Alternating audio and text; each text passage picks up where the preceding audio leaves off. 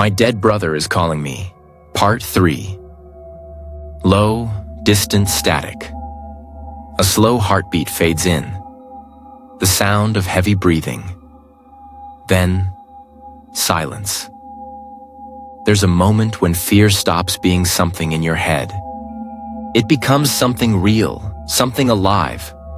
That moment for me was when I saw my phone light up again. The screen flashed. Incoming call. Danny. My dead brother was calling me. Again. I should have ignored it. I should have thrown the phone across the room, locked every door, and pretended none of this was happening. But I didn't. I answered.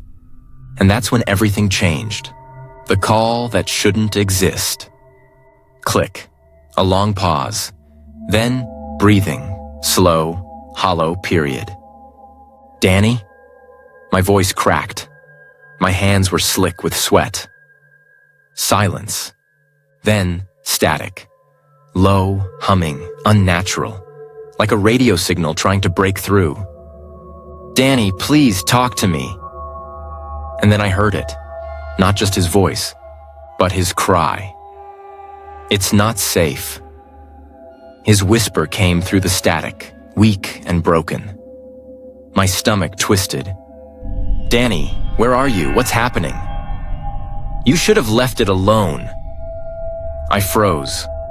Something about the way he said it, like he wasn't talking to me but about me, made my blood turn cold. Then his voice grew panicked. You have to run, now.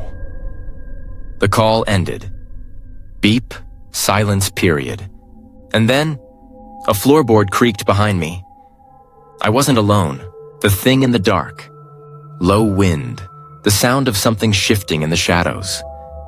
I turned slowly, my body stiff, my heart hammering. The attic door was still open, but something about the room had changed. The shadows, they weren't right.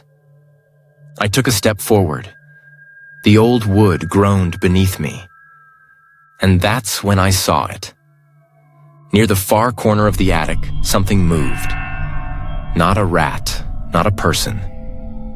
Something else. It wasn't breathing, it wasn't making a sound. But I could feel it watching me. A sudden whisper, distorted, barely audible. He warned you. I stumbled back, my foot catching on an old box. The journal slipped from my hands, pages fluttering open. And then, the attic lights went out. Flickering. Then, pitch black. I couldn't see, couldn't breathe. My hands fumbled for my phone. I turned on the flashlight. And then, a sharp intake of breath. A face, pale, hollow, not human. It was inches from mine. And then, it smiled. The chase, a deafening screech, footsteps pounding as I run. I didn't think, I didn't breathe. I just ran. Down the attic steps, through the hallway, my hands shaking as I fumbled with the door lock. The thing behind me wasn't running, it was following. Slow, patient, like it knew I couldn't escape. Door bursts open, footsteps slam against the pavement. I sprinted into the night, barefoot, the cold air stinging my skin. My car was parked in the driveway. I lunged for the door, yanking it open. The house loomed behind me, silent, watching. But I wasn't safe. Not yet. Phone vibrating. Again. I looked down. Danny was calling. Again. I answered. It's not me anymore. The voice was hollow. Empty. Not my brother. You let it out. I felt my chest tighten. The attic. The journal. I had read something I was never supposed to read. What does it want? I whispered. A pause. Then, finally, you. Call disconnects. Silence period. And then, a tap on my car window. I didn't turn around. I couldn't. because I already knew. Something was standing right behind me, watching, waiting, and it wasn't leaving until I answered. To be continued. Subscribe now so you don't miss part 4. Comment below.